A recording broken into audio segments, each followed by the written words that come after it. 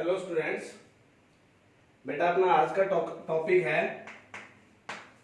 Mechanism of reactions.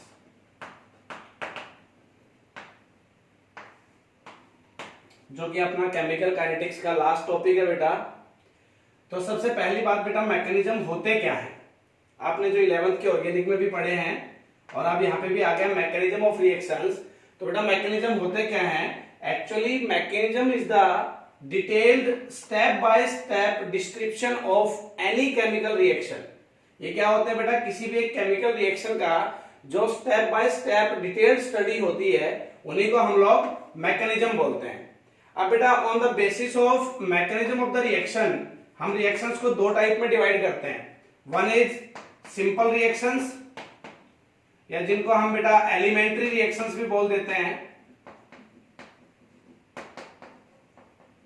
या फिर इन्हीं को बेटा सिंगल स्टेप रिएक्शन भी बोल देते हैं। तीन नाम हो गए बेटा, सिंपल रिएक्शंस, एलिमेंट्री रिएक्शंस या फिर single step reactions.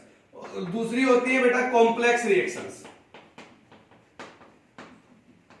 On the basis of mechanism हम लोग रिएक्शंस के दो टाइप में डिवाइड करते हैं बेटा, सिंपल रिएक्शंस और कॉम्प्लेक्स रिएक्शंस।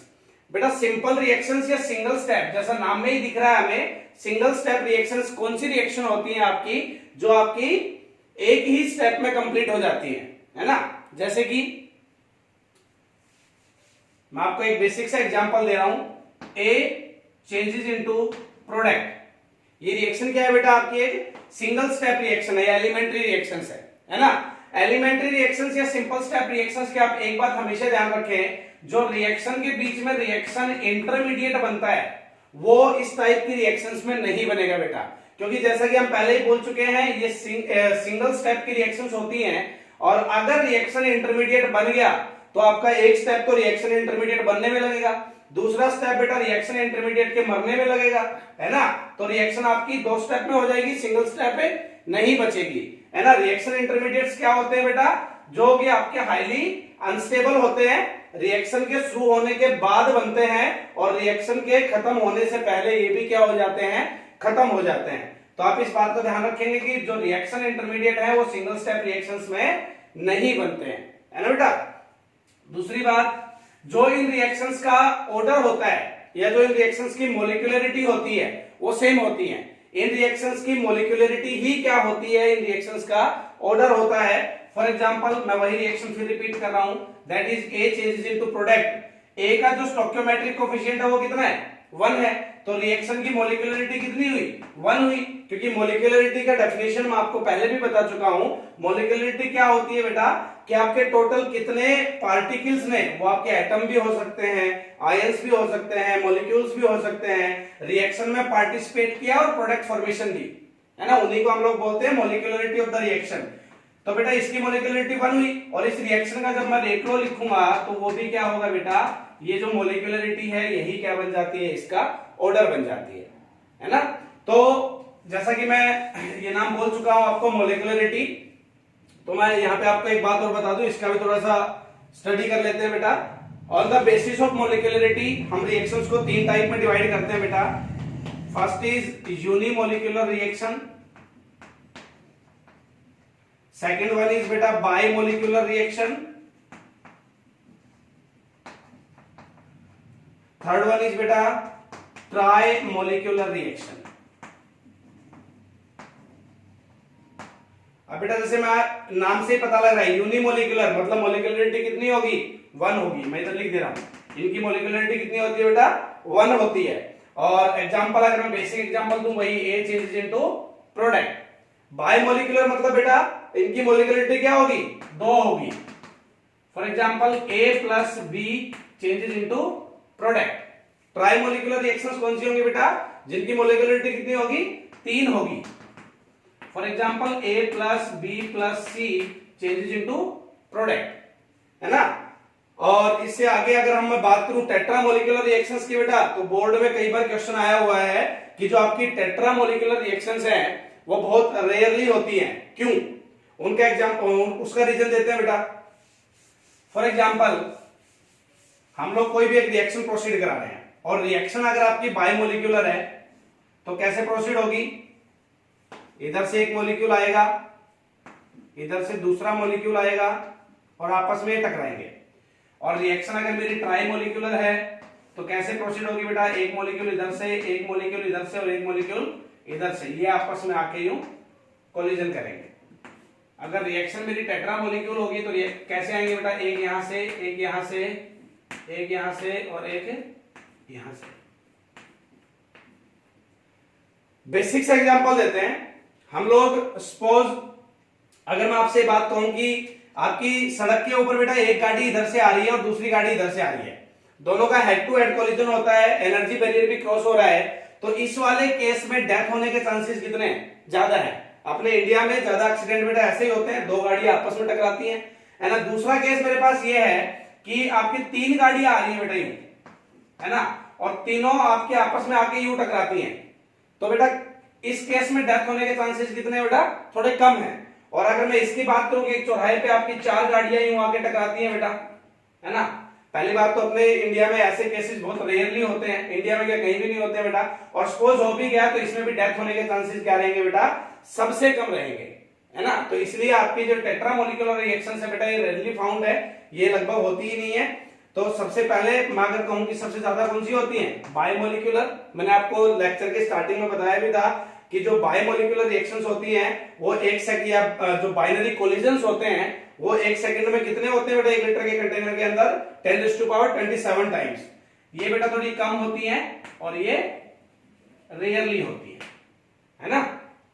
अब अगर मैं आपको एक बात बताऊं, जैसे टेट्रामोलिकुलर सोच के आपके दिमाग में आ रहा होगा कि जो अमोनिया की फॉर्मेशन है N2+3S2 चेंजेस इनटू 2NH3, ये भी तो सर एक टेट्रामोलिकुलर रिएक्शन है ना।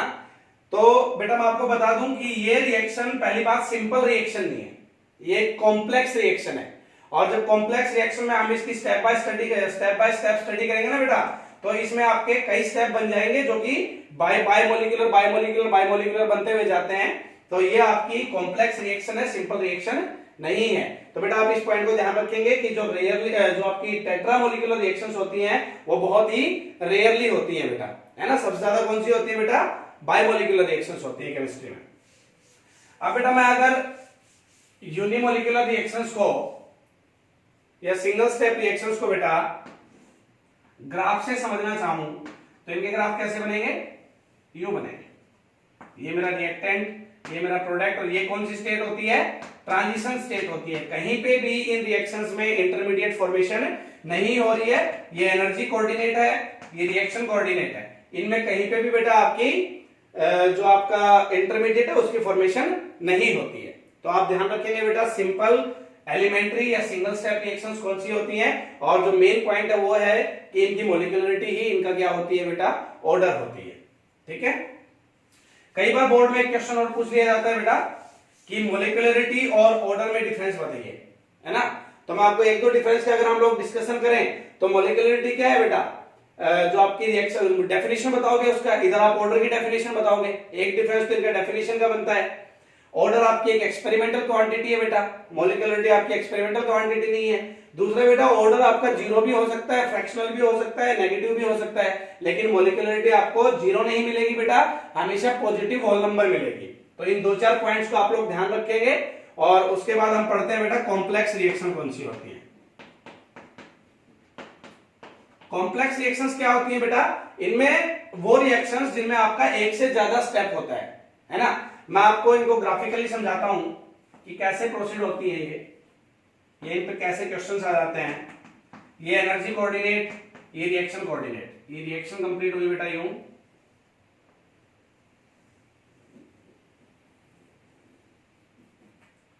क्या हुआ ये आपका, अगर मैं कह दूं A है, इधर B है, ये आपका C है, ये D है, और ये क्या है बेटा, ट्रांजिशन स्टेट। मैं इनको TS से लिख रहा हूं, ये ट्रांजिशन स्टेट सेकेंड, ये ट्रांजिशन स्टेट फर्स्ट, और ये ट्रांजिशन स्टेट थर्ड।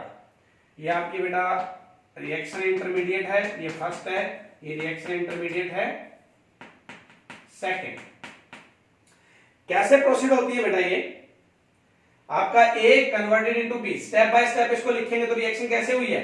सबसे पहले ए किस में कन्वर्ट हुआ बेटा, सी में कन्वर्ट हुआ, फिर सी किस में कन्वर्ट हुआ, डी में कन्वर्ट हुआ, फिर डी किस में कन्वर्ट हुआ, बी में कन्वर्ट हुआ, है ना। ये आपके 3 स्टेप बन गए बेटा। ये पहला स्टेप, स्टेप 1, ये स्टेप 2 और ये स्टेप 3। हम इनको अगर ऐड भी करके देखें तो देखो डी से डी कट गया, सी से सी कट गया, रिएक्शन क्या है मेरी, ए चेंजेस इनटू बी, है ना। तो सिंपली अगर मैं इस रिएक्शन को यूं भी लिख दूं ए चेंजेस इनटू बी, तो आप रिएक्शन देख के नहीं बता सकते हो कि एलिमेंट्री है कि कॉम्प्लेक्स है। इस बात को ध्यान में रखें। ये देखने में तो ए चेंजेस इनटू बी सिंपल सी रिएक्शन लग रही है, लेकिन देखो प्रोसीड कैसे हुई है, मैकेनिज्म इसका बहुत डिफरेंट है बेटा। तो यहाँ पे आप देख पा रहे हैं कि डी भी कट गया है और सी भी कट गया है। तो हम लोग ये बोल सकते हैं कि ये क्या थे, सी और डी इंटरमीडिएट थे जो रिएक्शन शुरू होने के बाद बने हैं और रिएक्शन खत्म होने से पहले खत्म हो गए हैं। इस पे कई बार इस ग्राफ पे क्वेश्चन कैसे पूछ लिया जाता है बेटा, ये वाली एनर्जी बताओ कौन सी है, और ये रिएक्शन इंटरमीडिएट फर्स्ट था, उसमें पूछ लेगा ये एनर्जी बताओ कौन सी है। बेटा ये पूछ सकता है कि ये एनर्जी बताओ कौन सी है। ये ग्राफ मैं आपको पहले ही समझा चुका हूं बेटा। आज इन ग्राफ्स को कैसे रीड करना है, कौन सी एनर्जी है, कौन सी एनर्जी है बेटा, this is the activation energy, ये ट्रांजिशन स्टेट है, ये आपकी ए से सी का जो कन्वर्जन है उसकी ये डेल्टा एच है बेटा, है ना। ये फिर सी से डी में गए तो उसकी ये एक्टिवेशन एनर्जी है। तो आप लोगों को इन ग्राफ्स की अच्छे से स्टडी आनी चाहिए बेटा। तो ये मैकेनिज्म था बेटा रिएक्शंस का, जो कि जिसमें 2 टाइप की रिएक्शंस हमने पढ़ी, simple reaction and complex reactions. फिर हमने मॉलिक्यूलरिटी की 3 टाइप पढ़ी बेटा, उसके बेसिस पे 3 टाइप की रिएक्शंस की हमने स्टडी की। कौन कौन सी, unimolecular, bimolecular and ट्राइमोलिकुलर। Reaction intermediate क्या होता है ये पढ़ा। आपकी जो टेट्रामोलिकुलर रिएक्शंस है वो रेयरली फाउंड क्यों होती हैं ये पढ़ा बेटा। और अब आपका ये चैप्टर खत्म होता है। मैं आपको जो complication in first order reactions है उसके ऊपर नोट्स प्रोवाइड करूंगा आज की क्लास के बाद, जब आप इस लेक्चर को देख लोगे। कॉम्प्लिकेशंस में क्या है बेटा, वो एडवांस कंपटीशन के लिए है। उसमें आपको रिएक्शंस इक्विलिब्रियम स्टेट में देके रिएक्शन जो आपका रेट कांस्टेंट है वो K1 K2 देगा, या 2 रिएक्शंस को पैरेलल लेते हुए चलेगा, जो कि एडवांस कंपटीशन में जिसके ऊपर क्वेश्चंस आते हैं वो मैं आपको नोट्स प्रोवाइड करूंगा। अगर आपने पीछे के फर्स्ट ऑर्डर को अच्छे से पढ़ा है तो वो आपको नोट से इजीली समझ आ जाएगा। और अपन लोग मंडे से अपना नया चैप्टर स्टार्ट करेंगे। आई होप आपने इस चैप्टर को एंजॉय किया होगा बेटा। और अब बचती है इस चैप्टर में प्रैक्टिस। हम लोग पहले भी आपके डेली डीपीपी में प्रैक्टिस करते हुए आए हैं और अभी भी हमें इस चैप्टर में और अच्छी सी प्रैक्टिस करनी है बेटा। Thank you.